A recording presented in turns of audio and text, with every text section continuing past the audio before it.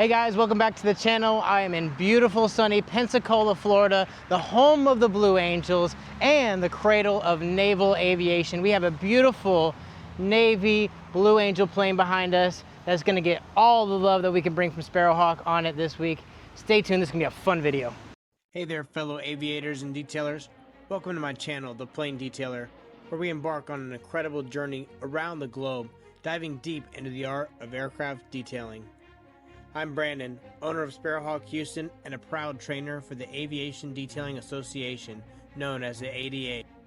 Join me as we explore the world of aviation and I share tips, tricks, and techniques to keep these antique beauties in pristine condition. Let me be your guide as we go about preserving these magnificent flying machines that are truly pieces of art. So buckle up and hit that subscribe button to follow along on this adventure.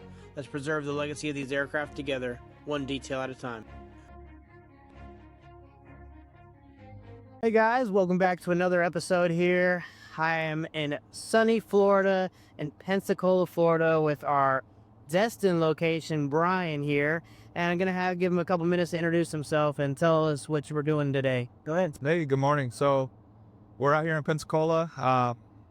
I'm originally from South Florida. I went to high school in North Carolina, and I lived all over the place while I was in the military. And just last year, separated from the military here in Pensacola. So that is me in a nutshell. I've been in aviation for about 15 years now as an A&P mechanic, working on my pilot's license as well, and launched this detailing business and became part of the Sparrowhawk family about a year ago. So today we are going to be working on fixing up a Blue Angel aircraft. So we have a static display for the city of Pensacola at Pensacola International Airport. Brian called me a few months ago now. I'd say probably months ago. This has project been going on for a few months back and forth with the city and everything like that to get approval and resubmitted new quotes for the scope of work for this job and everything like that, because the original scope of work was not in line with what the work that needed to be done. So we gave him some pointers from over the phone, actually, of how we should tackle this job and how we should accomplish this job. So took the device, went and did a few test spots on the plane, which you guys can see here, and we were able to diagnose and figure out what needs to be done to restore this plane and bring it all back to its former glory. So now that we have our game plan in place, we decided to we put it on the schedule. It's on the schedule now, and we will be working here all week, restoring this beautiful aircraft to its former glory, and we will be putting one of our ceramic coatings on this aircraft to preserve the paint. So for this project this week, Brian opened up his doors so that me and Daniel could actually stay at his house. So we are going to be staying here for this week, traveling the 30 minutes to Pensacola International Airport each day to work on this project here. So thank you, Brian, for opening up your home for us as well. So we've been watching the weather forecast as best as we can and planning this job according to the weather forecast as best as we can. So hopefully we don't have too many weather issues while we're working on this plane. We might have to take a couple breaks because we have some showers that are going to be coming over Florida. So if anybody knows anything about Florida, it likes to rain a lot during the summertime, and also like in the middle of the afternoon it likes to rain like every day at 3 o'clock. So hopefully we'll be missing most of that weather as best as we can and getting this thing all knocked out and dialed in.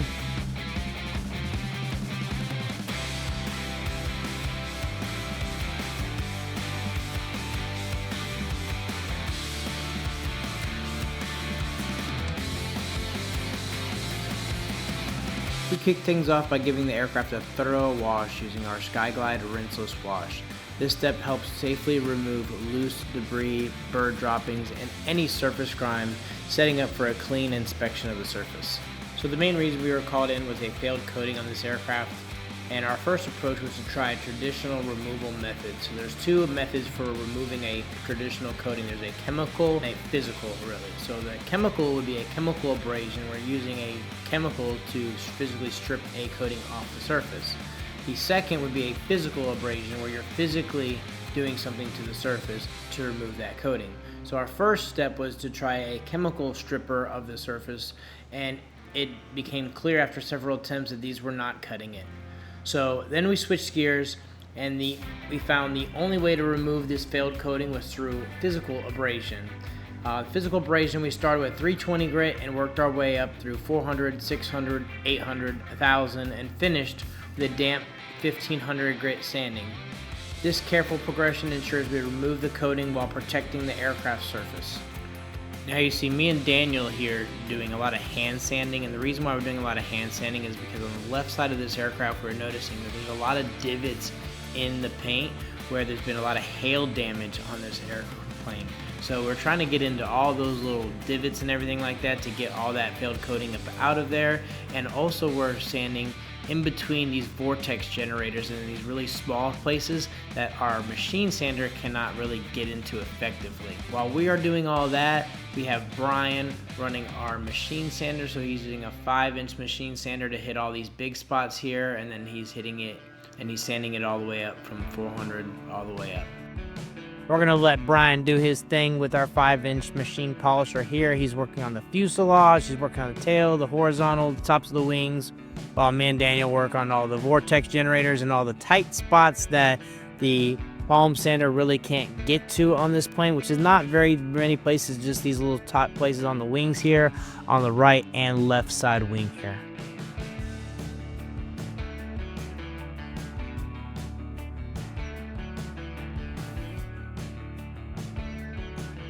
Now, one thing about this project is the city has this project set up to be taken down and repainted and restored once every 10 years. So this plane was only 3 years away from being taken down and restored in 2028. So they wanted us to get up there and actually give them a good overall condition of this paint and see where this plane is and see if they can either push that date back further, or is the paint's condition so bad that they now have to move that date up.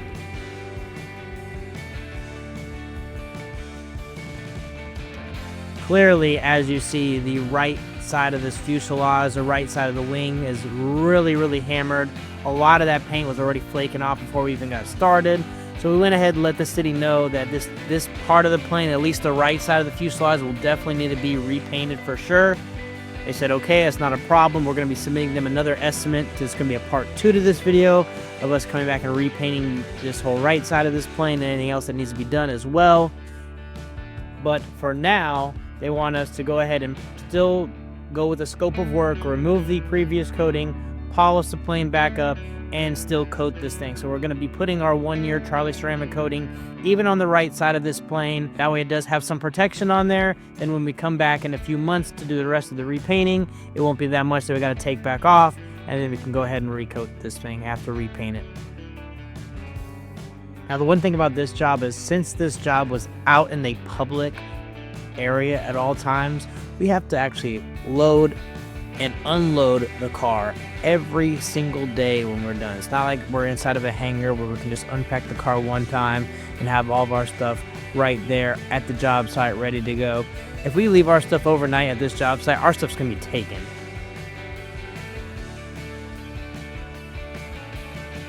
Once all the sanding was done, then we were able to move to our fun part, which is shining this thing up. So we switched over to our rotary polisher, and in this polisher I have the double-sided wool pad on here.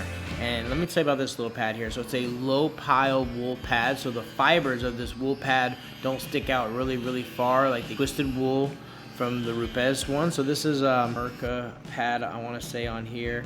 But it's a low pile wool pad, and I like to use this whenever I'm doing some very aggressive heavy cutting like needed on this aircraft. I don't really use this tool much. I only used to do boats back in the day, but this project really needed all the tools in the tool bag, so we had switched to this pad here just to get that first cut through from our sanding on here.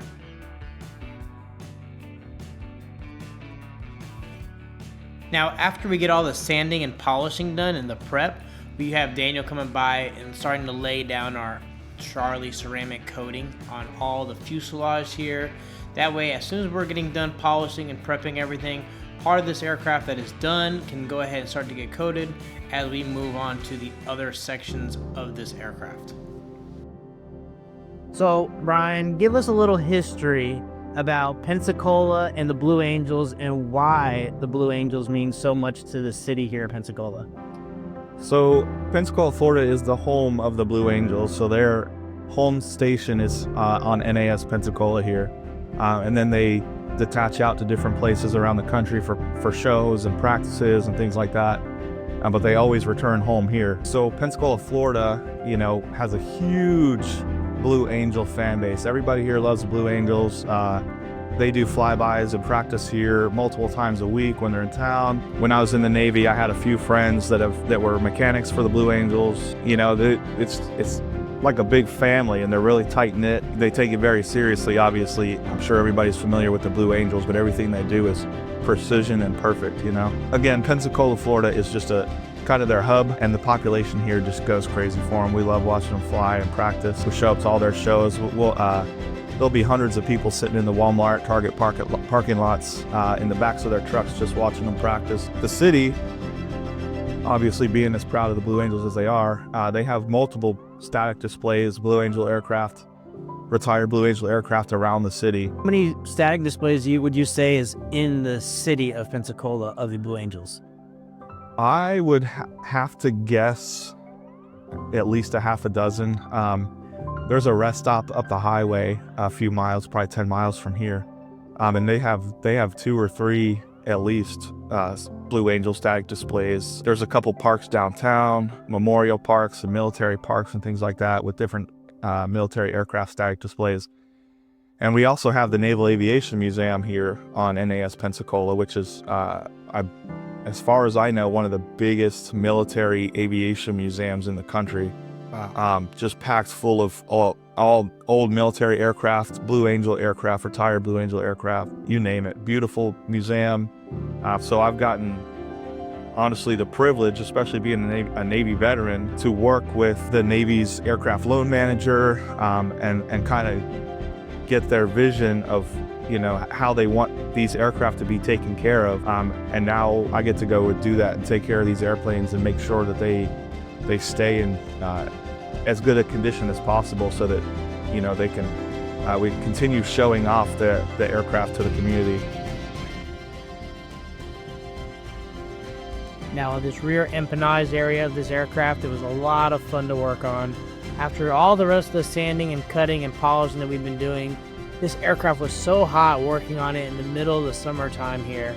And I actually took a minute before I got up here and actually prayed and actually asked for cloud coverage. So if you actually watch the video here, you'll see clouds starting to form a coverage of me while I'm working on this tail section here. And this was such an amazing experience to have happen, just because we really needed it. Needed this last little bit of sunshade just to cover up this last little area so we can get this last of this polishing done. And having such extreme temperatures as we were working on this aircraft did not make things any easier.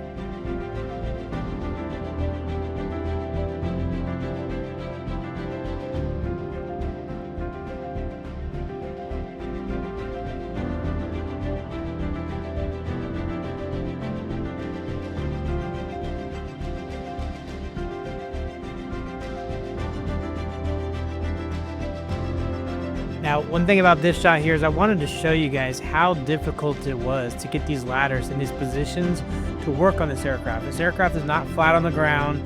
It's not enclosed in a hangar somewhere. It's off the ground, on stilts, on an angle to make it look like it's taking off. So we really had to put our ladders and find the right ladders for the right area to really get them to secure themselves in the ground and they won't walk while we're using them. So it took a little bit of finesse to actually get all these right ladders in the right places for this job.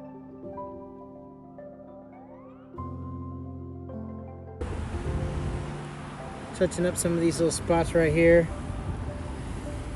Some of these, get that previous coating out a little bit more. See, this is after it's wet sanded this down and polished it out again. Just a little bit more up here and here to pull that coating out of there and polish it out some more. So I talked about it earlier. I'm finally bringing it up now. This is our foam sanding right here. This is our damp sanding. This is not wet sanding. Wet sanding would be if you're constantly spraying the surface, you got water flinging everywhere. This is not wet sanding. This is damp sanding. So we are spraying the surface slightly, spraying our head of our polisher. That way we get a little bit of water on that cutting pad, that X foam cutting pad from Rupes. This is our X Cut 1500 grit.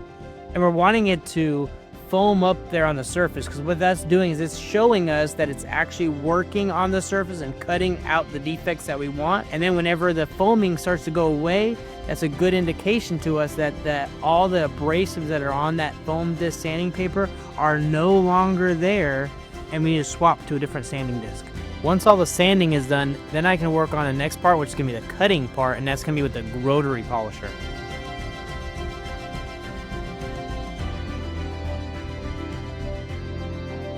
After that, we're switching gears to our Rupes Mille gear-driven polisher, and we're gonna let the Mille fillet. Now, one thing about this Mille gear-driven polisher is it gives us the finishing power of a dual-action polisher with the oscillating head and a random orbital head, but it also never stalls out like a dual-action polisher because it has those gears in there that are forcing that rotation around orbit. So it's a really great tool, especially when you're doing like really big, hard to work on projects. You really want to get a lot of cut on there.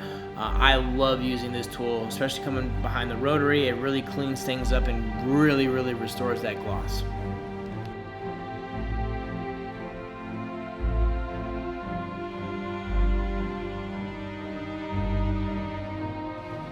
Now, with the paintwork looking flawless, we are prepping the surface for our ceramic coating using our Skyglide prep. Now, because this plains paint is so porous and there's so many cracks and crevices that polish has gone down into, I'm actually using a soft bristle brush to work the polish out of every crack and crevice while I'm spraying the prep to make sure I'm pulling all the polish out of that surface, making sure nothing gets trapped under the coating later on.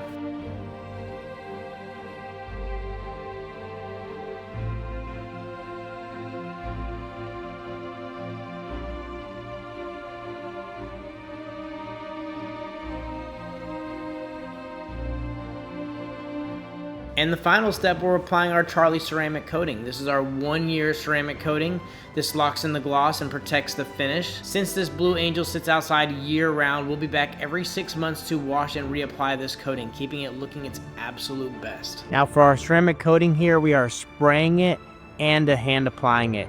We are first spraying it to make sure we get a nice thick coverage all on the surface here, and then we are hand applying it to make sure it's evenly spread out and all the pores of this paint. This restoration took a team of 3 of us, 5 full days and over 120 man hours to bring this aircraft back to life. And I think the results speak for themselves. What do you guys think?